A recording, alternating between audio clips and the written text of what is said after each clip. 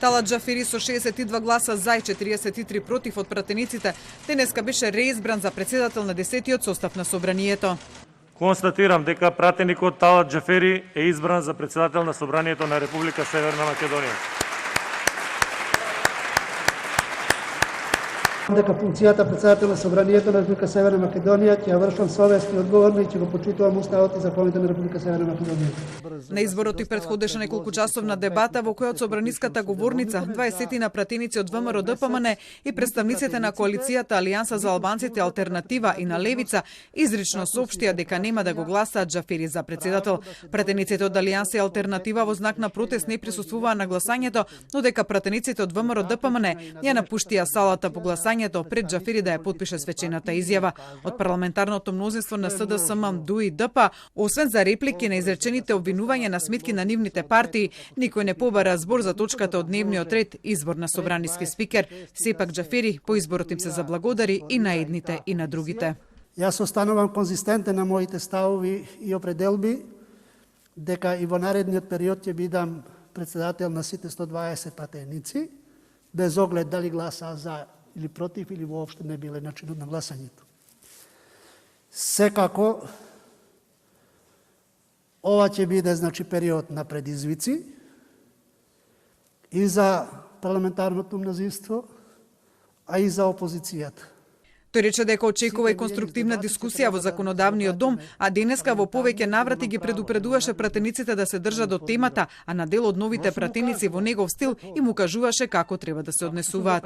Кога ќе го видите прво подпишаниот, тоа е кој ако не узурпаторот Николче Димитров, кој не знаеме дали е министер или е пратеник. Договор, колку за извинување?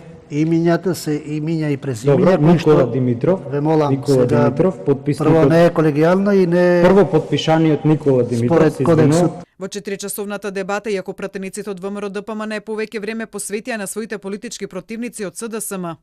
Ова е влада со најкраток мандат во историјата на нашата држава, затоа што луѓето, граѓаните не се ни глупави ни наивни, гледаат и знаат што се случува и таа влада нема биде соборена овдека нити во оваа сала, нити во салата долу на приземја.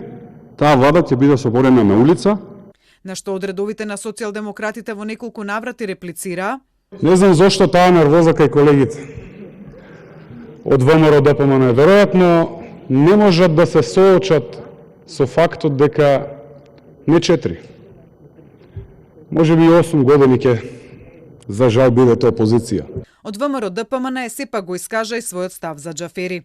Во делот од предлогот видов една интересна реченица, кај што велите дека во претходниот мандат господинот Џафери успешно ги менаџираше сите процеси од надлежност на Собранието на Република Македонија. И ако ова, сето што сега го искажав, сметате дека е успешно менаџирање со сите процеси во надлежност на Собранието, тогаш вие имате проблем со разбирањето на демократијата.